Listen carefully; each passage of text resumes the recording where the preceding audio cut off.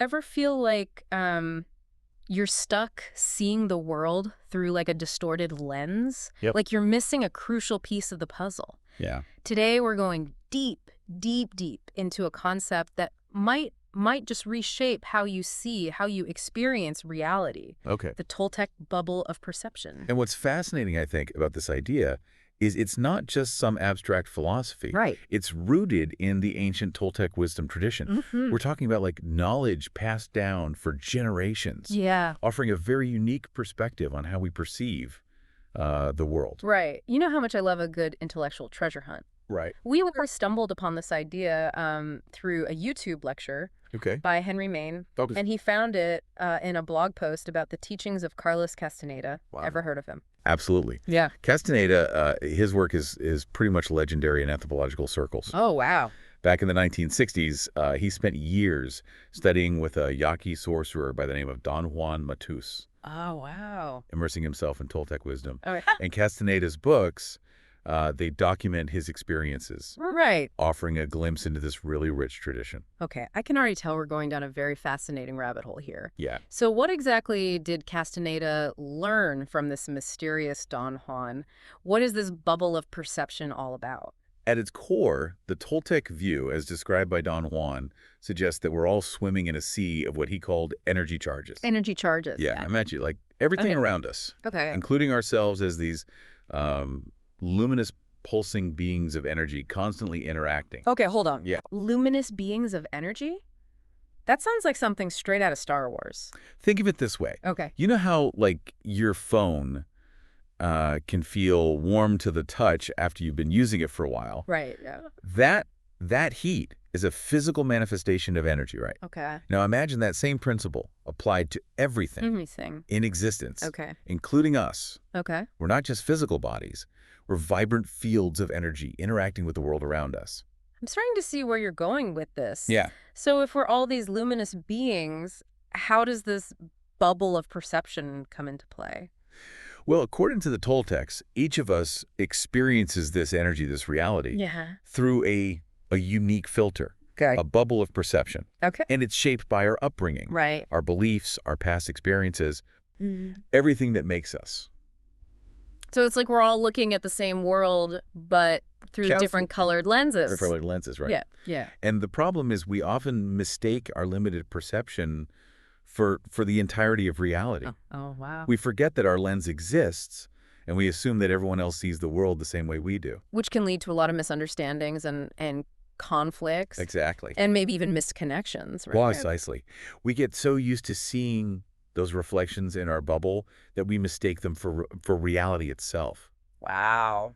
This is where those conflicts arise. Right. Those frustrating moments when it seems like we're speaking different languages, even when we're using the same words. Okay. This is starting to make a lot of sense. Yeah. But it's also a little unnerving, right? If we're all trapped in these bubbles of our own making, how do we even begin to see beyond them? Is it even possible? That's where Don Juan's teachings get really, really interesting. Okay. He believed that we can challenge those limitations, that we can actually rearrange our perception to see the world with fresh eyes. Rearrange our perception. Yeah. Sounds intense. How do we even begin to do that?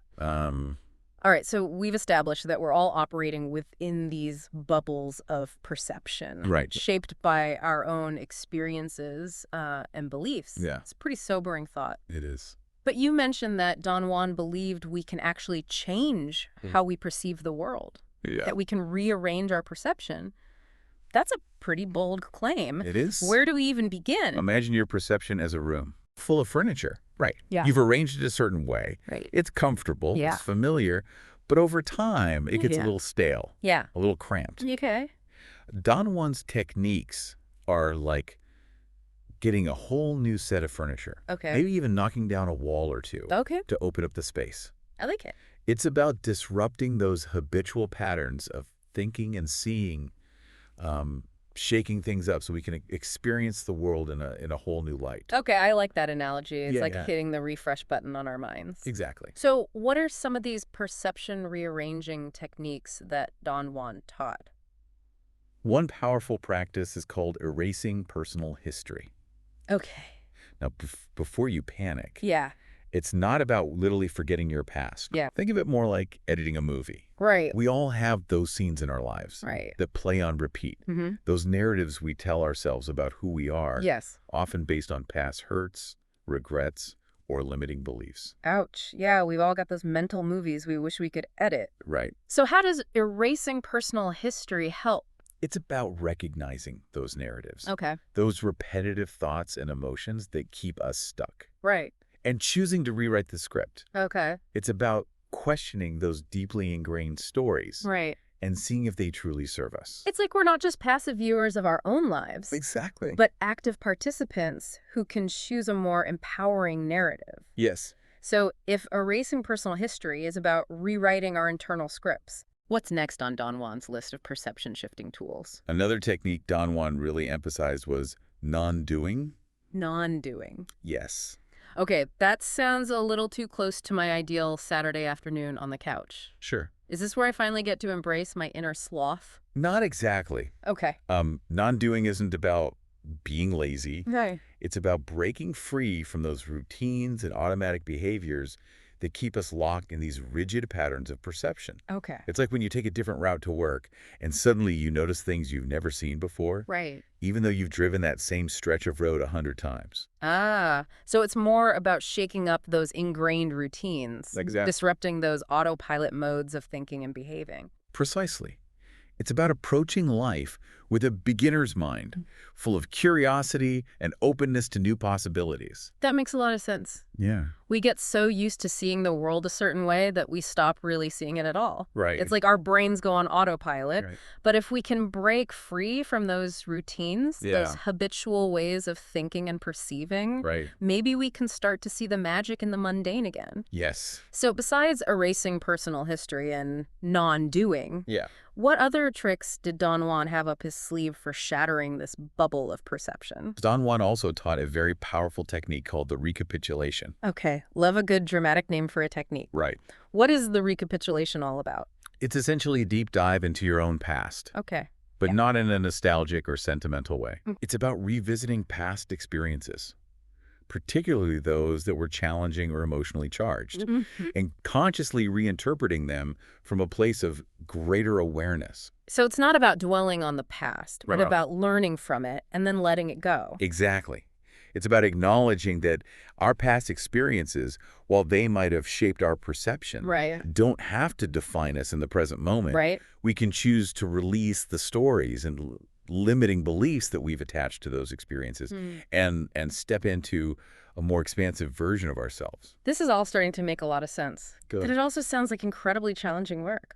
It can be. Did Don Juan offer any guidance on how to navigate this whole bubble bursting process? Absolutely. Don Juan stressed the importance of cultivating two key qualities: sobriety and inner strength.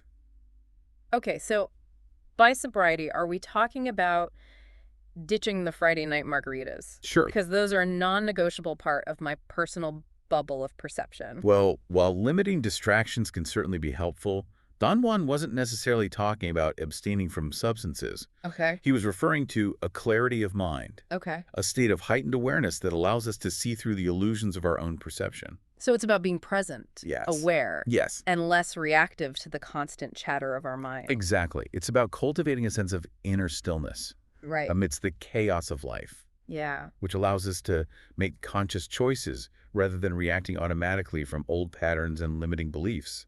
I can see how that would be crucial for breaking free from those ingrained patterns. Absolutely. And what about inner strength? What did Don Juan mean by that? Don Juan believed that developing a strong will was essential for navigating the challenges of personal transformation. Okay. He described the will as a force, Okay. an energy that resides within us, Right. capable of shaping our reality. Interesting. So it's not just about thinking differently, Right? but also about cultivating a certain kind of energetic strength. Precisely. It's about aligning our thoughts, intentions, and actions to create lasting change. Wow. It's about tapping into that inner reservoir of courage and resilience Right. that allows us to confront our limitations and step into the unknown. This is all incredibly powerful stuff. It is. It's like Don Juan was offering a roadmap for personal evolution. It's a way to break free from the limitations of our own minds Right. and experience a more expansive reality. Exactly. And he believed that this journey of personal transformation wasn't meant to be a solitary one. Oh. So who did he say could help us along the way? Don Juan believed in the importance of the benefactor, Okay. a figure who plays a crucial role in helping us shatter that bubble of perception. Okay, now you're really piquing my curiosity. Who are these mysterious benefactors, and how do they fit into all of this? We're back, and I'm ready to dive into this whole benefactor mystery. Okay. It sounds like we're about to meet the Toltec version of Yoda, Right. a wise guide who shows us the path to enlightenment. So who are these benefactors? How do they help us crack open our perception bubbles? Well, imagine them less as mystical figures in robes and more as catalysts for growth. Okay. They could be anyone, really. Okay. A teacher, a friend, even a stranger you meet on the bus. Wow. Someone who appears at just the right moment to kind of challenge your assumptions and push you beyond your comfort zone. So it's not about seeking them out, Right. but rather about being open to their guidance, recognizing them when they show up in our lives. Precisely.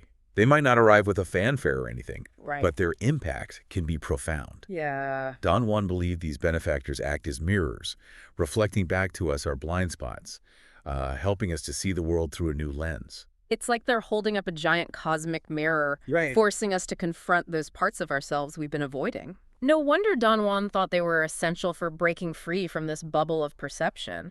But how exactly do they guide us? Yeah. Do they offer, like, sage advice, cryptic riddles? They might offer guidance, Okay. but it's often through unconventional methods, Okay. like Yeah. nudging us into situations that force us to confront our limitations Okay. and expand our awareness. Right. Think of it as a kind of cosmic coaching, Okay. where the lessons might come disguised as challenges Right. or unexpected encounters. So instead of giving us all the answers, Right. they're helping us to ask better questions, pushing us to discover our own truths. Yes. It's like that saying, Yeah. give a man a fish and you feed him for a day, teach a man to fish and you feed him for a lifetime. Exactly. It's about empowering us to become our own gurus, Yeah. our own masters of perception. Wow. And that process of self-discovery, Right. that journey of shattering the bubble, is where things get really, really interesting. Okay, I'm hooked. So what are some of the more mind-blowing possibilities that open up when we start to see beyond our limited perceptions? You mentioned earlier that the Toltecs believe that we could potentially tap into a level of awareness that extends beyond our physical lives. That's a pretty profound concept. It is, Yeah. and it gets to the heart of the Toltec worldview. Okay. They saw death not as an ending, but as a transformation, Okay. a transition to a different state of being. Right. So it's less about ceasing to exist Right. and more about our luminous eggs of energy, as Genrimain called them, Yeah. continuing on in some form. Exactly. And they believe that by cultivating awareness, intention, and a strong will, Right. we could even influence the trajectory of our luminous being after physical death. Wow, that's both exhilarating and terrifying at the same time. Right.